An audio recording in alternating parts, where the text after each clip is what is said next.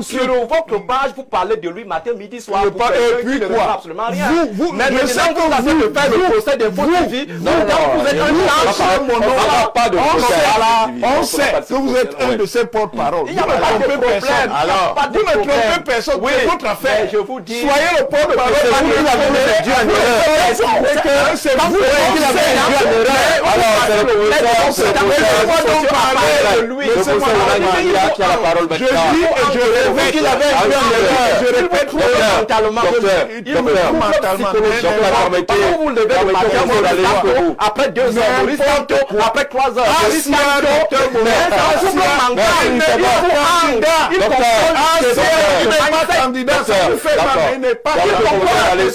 il n'est pas contrôle des hommes. Ça, c'est les choses de l'Église. Allez-y. Je dis, elle fait la science politique. Moi, il m'amuse beaucoup parce qu'ils sont en train de fabriquer la victoire du RDPC. Ah bon? Je ne vous expliquerai pas le résultat final. Le résultat final, c'est qu'ils sont en train de fabriquer la victoire du RDPC. Qui continue à faire la science. Qui continue? Est-ce qu'une défaite du RDPC est possible? Faire la science. On va sortir de là. Je demande la parole. D'accord. On a beaucoup mis l'accent sur le temps on faisait le débat. On va avancer. Que le professeur Maurice Kamto ne gagnerait pas l'élection, je le maintiens. Mais par contre, je ne suis pas de ceux qui ont fomenté son exclusion. Il n'a été exclu par personne. C'est vous les Libilo. Il a été exclu. Donc, je suis cohérent. J'achève en disant à celui qui a dit que mon 15 plus, mon 14 plus 35. C'est un mauvais calcul. Non, c'est de la caricature. Parce que je vais lui ajouter, moi j'enseigne la logique. Entre-temps, Issa Tiroma et Bello Bouba vont aussi puiser dans le Grand Sud. Voilà donc. Paul Bialou ne va rien puiser dans le Grand Nord. Je vois derrière, on est derrière 60. Ah, c'est vous qui disiez qu'il faut pas un vote communautaire.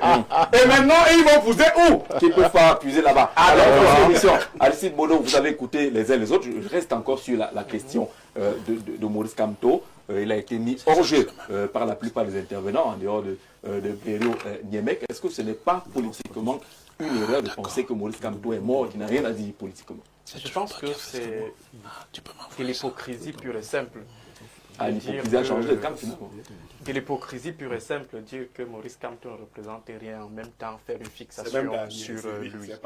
Voilà, je crois qu'à un moment donné, ça peut ressembler à une haine viscérale vis-à-vis de l'homme. Je crois que Maurice Kamto, entre le 5 août et la publication de son communiqué, il a fait, je crois, plus d'1 mois, sans toutefois intervenir. Ça veut dire que sur les affaires politiques de notre pays, on avait même du mal à l'avoir au téléphone. Alors, je connais le leader politique qui lui tendait les bras que vraiment, vous avez trop fait le mot. Exactement. Parler, dire quelque chose. Exactement. Que le deuil a trop mis long. Exactement. Oui. Exactement. Alors, pour vous faire savoir que il est inadmissible que nous soyons en train de faire une fixation. Pourtant, nous avons 11 opposants. 11 opposants. Ça veut dire on ne parle que de Maurice Kamto. Quelqu'un fait le mort pendant 1 mois, on ne parle que de lui. Il refait surface, on ne parle que de lui. Pourtant, nous avons 11 candidats qui veulent affronter Paul Biya. Et deuxième chose, j'ai l'impression que, en fait, on aime se nourrir des ragots. Moi, je l'ai dit tout à l'heure. J'ai eu la chance de discuter en tête à tête avec les différents candidats. Ça veut dire que je suis allé chez eux. Surtout ceux du Grand Nord. J'ai discuté avec Bello Bouba. J'ai discuté avec Issa Tiroma. Et je vous dis ceci. C'est une information. Maurice Kamto n'a jamais été commandeur d'une quelconque médiation. Il n'a jamais, je dis, il n'a jamais été commandeur d'une quelconque médiation. Alors, qui dit qu'il demande des médiations? On lui demande de se taire. Écoutez, mais je crois que entre vous et le professeur Maurice Kamto, c'est lui qui ferait du bien aux Camerounais en Mais monsieur Maurice Kamto est en train de bousiller complètement. Je dis bien ceci. Aristide, Je dis bien ceci. Aristide Mono, pas de brailler ne vous rendra pas convaincant. Ça ne vous rendra pas convaincant. Vous allez brailler toute une université, permettez à Aristide Mono d'aller. Je crois que monsieur Libi Lobé, c'est un acteur politique. C'est ça que je crois qu'il a fait ses classes dans lui pense qu'il a le droit de toujours parler. Mais curieusement, on a l'impression que donnez-moi la parole. Monsieur Libi Lobé refuse de nous présenter son bilan d'opposant pour se concentrer sur je te présente le bilan, c'est toi l'électeur. Voilà, donc j'aimerais vous faire savoir que dans ma circonscription. Je vous dis, monsieur Elimbi, en dehors des plateaux de télévision, vous n'existez nulle part. J'ai été conseiller municipal 10 ans durant. Toi, tu ne l'as jamais été dans ta vie. Un has-been, disons. Oui, un has-been que toi, tu n'as jamais été. Je ne suis pas sûr que tu le seras. C'est pas son rôle. Allez, voilà. C'est pas son rôle. Écoutons Aristide Mono. Ce que j'aimerais préciser, c'est que Maurice Kamto est devant un dilemme, et je le reprécise, il est devant un dilemme. Ne pas s'engager dans la médiation qui lui est proposée, confiée, l'exposerait à une certaine sanction d'une opinion qui pourrait estimer qu'il est égoïste. Ça veut dire qu'il ne peut pas participer à la victoire des autres candidats. Voilà.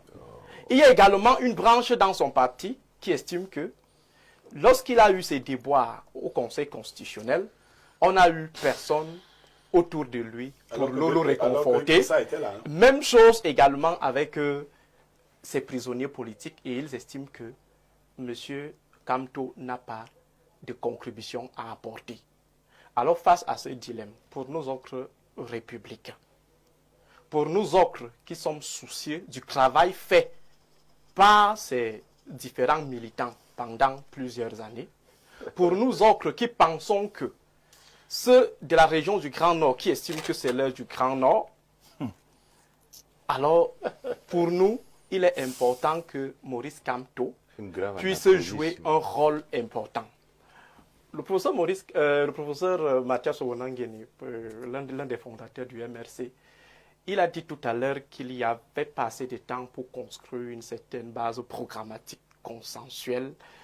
Il faut, comme les militaires disent, c'est le terrain qui détermine la manière.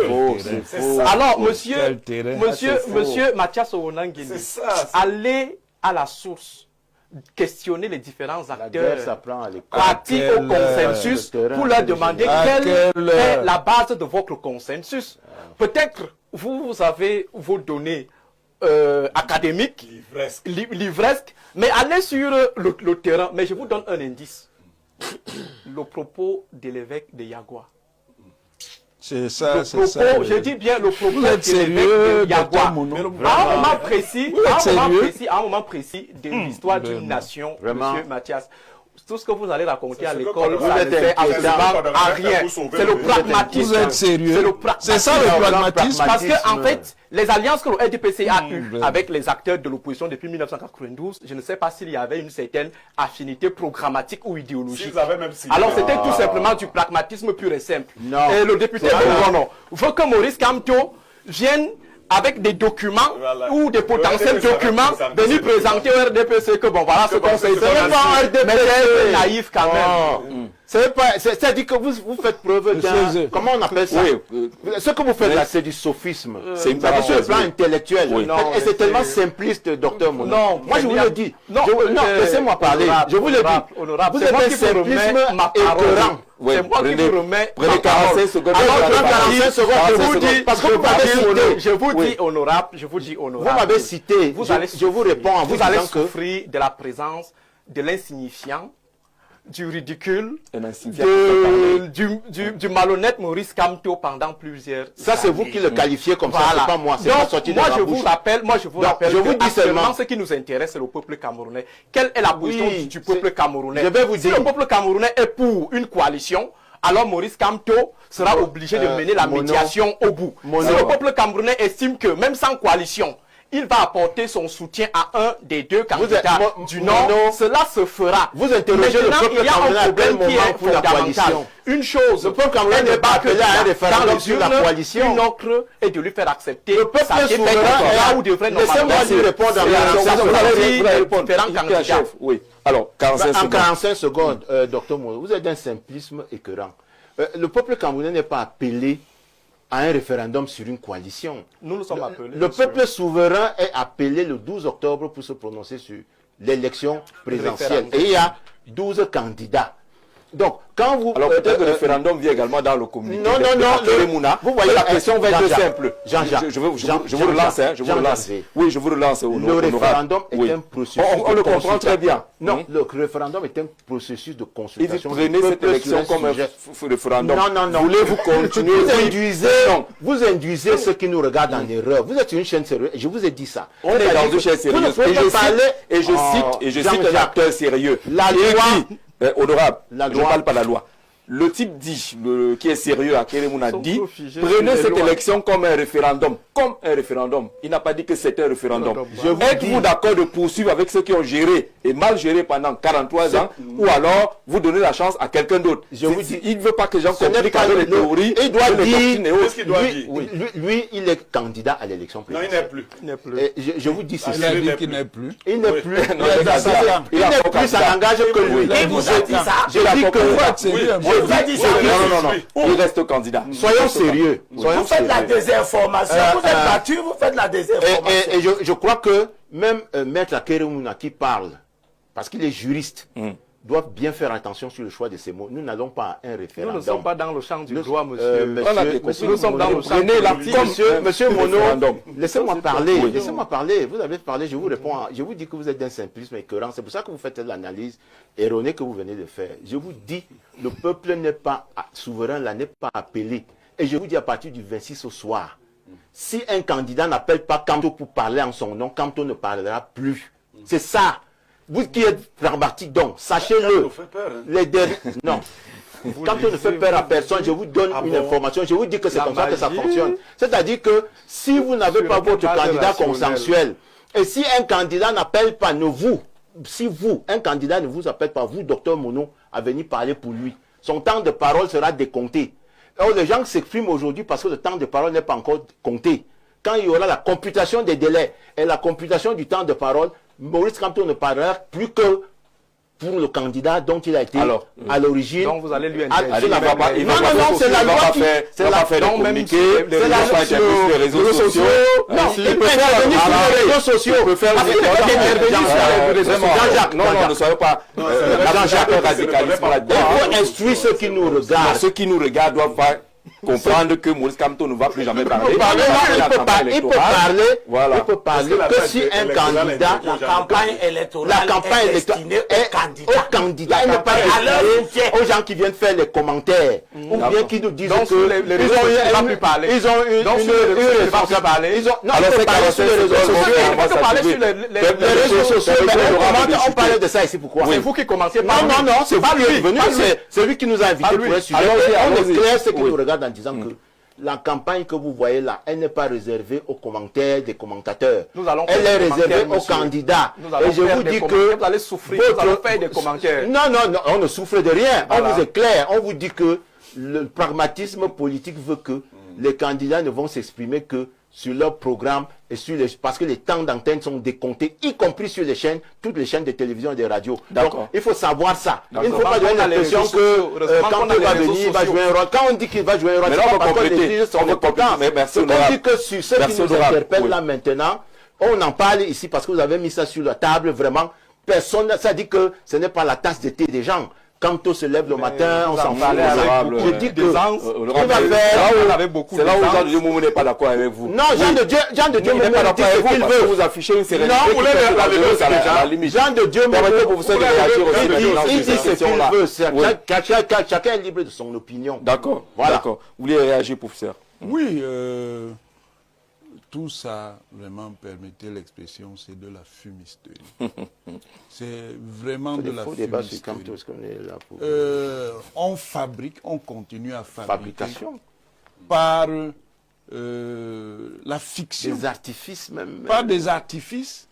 Le poids de quelqu'un qui n'a pas une contribution dans cette histoire. Mais vous parlez de lui matin, midi, soir. Mais c'est parce que vous en sur votre page, vous parlez de lui matin, midi, soir. Et puis quoi? Absolument rien. Mais je sais que vous faire le procès de votre vie. Vous êtes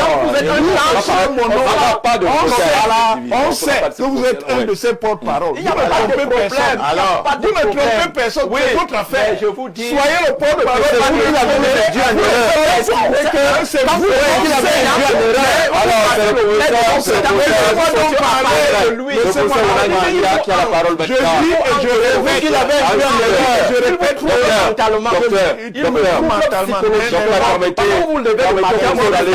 après 2 heures, après 3 heures,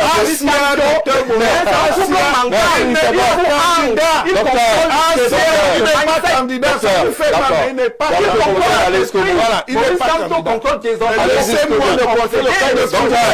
ça, c'est les choses des églises révélées. Allez-y. Je dis, un professeur en sciences politiques, moi, il m'amuse beaucoup parce qu'ils sont en train de fabriquer la victoire du RDPC. Ah bon? Je ne vous expliquerai pas le résultat comment. final. Le résultat final, c'est qu'ils sont en train de fabriquer la victoire du RDPC.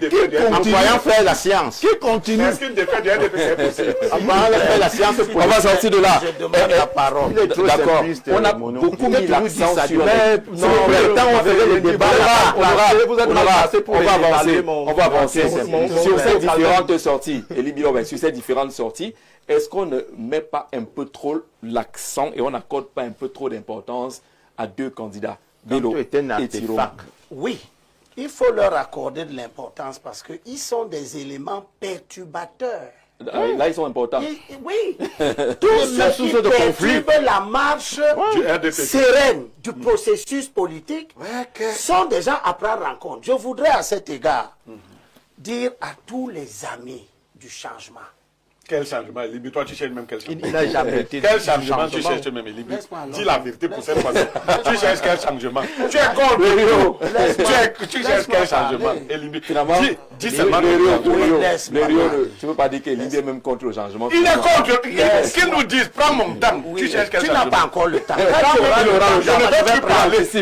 Tu cherches quel changement? Ok, laisse-moi, je parle d'abord mon temps, ensuite je parle. Parle-nous du changement. Alors, les fils du Nord ont-ils fait, n'ont-ils pas fait? Le président a-t-il abandonné le septentrion? David Bouton fait un pont avec vous. Vous chutiez sur le sujet concernant l'opposition tout à l'heure. Et puis on aimerait sur cette question, cette sortie du directeur du cabinet qui finalement est devenu un acteur politique. Majeur. Vous dites majeur. Voilà, un acteur politique considérable depuis un certain temps. Oui, sur la chute d'abord, concernant la deuxième thématique. Rapidement sur ce qui a été dit, avant qu'on embraye sur l'actuel sujet, il faut tirer un certain nombre de conséquences. Ces conséquences sont le résultat des trajectoires et des comportements et des postures d'un certain nombre d'acteurs politiques. C'est pour cela que j'ai insisté tout à l'heure en vous rappelant pourquoi nous, au CPF 2025, nous travaillons aujourd'hui pour la transition politique et entendez transition, réforme des institutions pour faire repartir le Cameroun de plus belle. Je ne vais pas revenir sur ce que les uns et les autres ont dit parce que nous estimons... Non, vous n'allez pas me prêter des mots, cher ami, parce que nous estimons il sera très difficile pour nous de penser qu'il y aura des repentis. Vous savez, nous faisons la différence au CPF entre les opposants et les contestataires, n'est-ce pas? Des ministres qui ont travaillé avec M. Biard, qui se sont retrouvés à un moment hors du gouvernement pour jouer les opposants, même si ceux-ci à un moment ont entraîné nos sympathies, cela l'était pour quelques raisons qui aujourd'hui sont connues.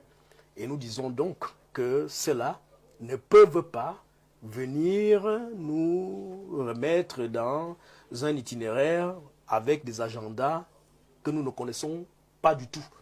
Je lisais tout à l'heure un billet du ministre Bello Bouba Maïgari qu'il a accordé à Tchad 24, qui lui est formel par exemple. Il dit qu'aucune coalition, aucun consensus ne se fera en dehors de sa personne. Alors, il est formel là-dessus. C'est dans Tchad 24. Quand vous écoutez de telles positions, vous commencez donc à conjecturer, à vous dire certainement, l'un est là pour jouer un rôle, un jeu. Est-ce le théâtre?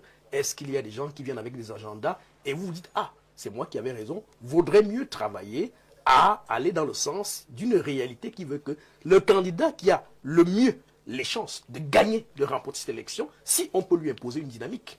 Et notre dynamique, c'est la transition. Allons-y travailler, c'est ce que je dis. Maintenant, sur le sujet concernant le DIRCAB et son propos, chaque ventre a un nombril, n'est-ce pas? Ne nous cachons pas, nous sommes africains, chaque ventre a un nombril. Nous venons tous de quelque part. Moi, je suis du sud, je suis notable dans un village qui s'appelle Massamba Yemisem. Hein? Je sors de mon village, il y a une semaine et demie, j'étais remettre j'étais payé des frais scolaires, quelques frais scolaires, faire des donations pour l'école publique de mon village. Je suis la principale élite de chez moi, n'est-ce pas? C'est-à-dire que mon village, c'est Massamba Yemisem, c'est à 70 km des Bolova. Ce village n'a qu'une seule élite. Ce village n'a qu'une seule élite et c'est moi. C'est connu. C'est moi, la seule élite de mon village. C'est une élite intellectuelle. Essentiellement, ce n'est pas une élite matérielle ou je ne sais pas trop quoi. Et mon village, les ressortissants de mon village, jugent ce qui se passe à Yaoundé à partir de l'image qu'ils ont de moi. Ça veut dire que s'il faut envoyer un vote sanction, s'il faut se comporter politiquement par rapport à ce qui se passe à Yaoundé, c'est sur l'image qu'ils regardent de leur fils qu'ils ont envoyé à Yaoundé et qui aujourd'hui est docteur. Parce que certains entendent que leur fils est devenu docteur, ils se demandent pourquoi je n'y vais même pas avec des seringues. N'est-ce pas? Ils ne connaissent pas. Il faudra, j'ai expliqué à certains qu'en réalité, c'est le dernier grade académique, en fait, c'est le dernier diplôme qui existe en matière d'école. Et l'ayant dit... C'est au sud. Oui, c'est dans le sud. L'ayant dit, je mets donc cela en rapport avec ce que dit le DIRCAB. Le DIRCAB a parfaitement raison. Il a parfaitement raison de rappeler qu'aujourd'hui, il y a un visage que les localistes, c'est-à-dire les riverains, les populations locales, entendent à partir de leurs élites. Entendent voir à partir de leurs élites. Qu'est-ce que les populations entendent voir? C'est que ceux qui, parmi les leurs, sont arrivés à un certain niveau et qui ont eu la charge ou la grâce, parce que finalement un décret, une responsabilité, c'est une grâce de Dieu, d'occuper des fonctions à un très haut niveau, qu'est-ce qu'ils font de ces hautes responsabilités-là que le président de la République leur a confiées?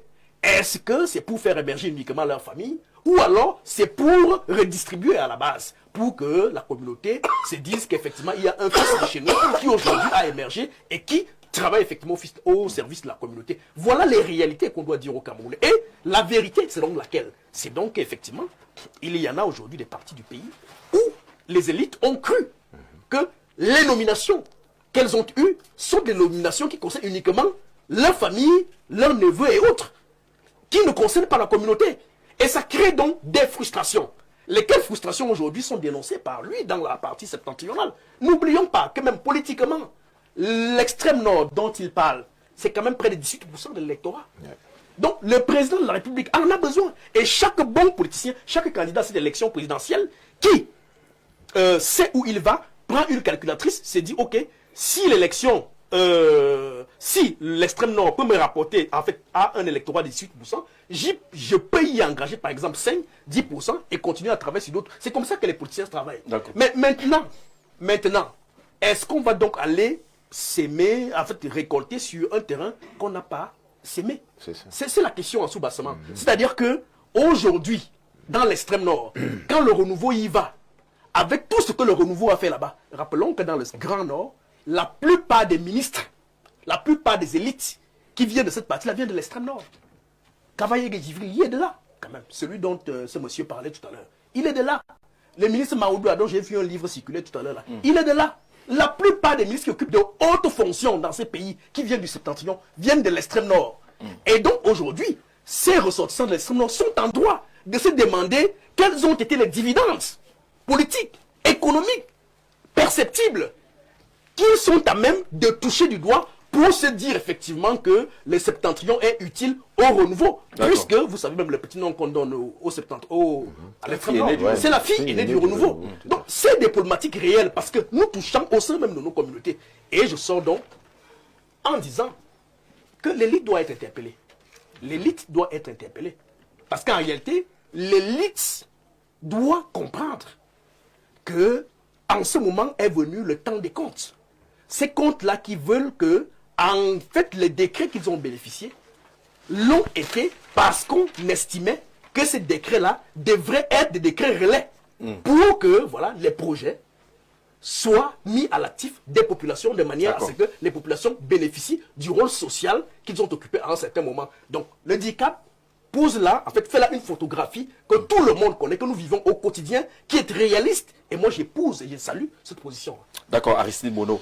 Est-ce que ce n'est pas un discours risqué ou assez dangereux, celui tenu par le directeur du cabinet du président de l'Assemblée nationale? Ça me dit que quand vous êtes ministre, il faut développer le village. Il ne demandait plus rien à Paul Biya. Il ajoute d'ailleurs que quand lui, il est arrivé en 2014 à l'Assemblée nationale, il n'y avait qu'une cinquantaine de ressortissants du Nord. Ils en sont 300 aujourd'hui. Est-ce que ce n'est pas un discours dangereux en République?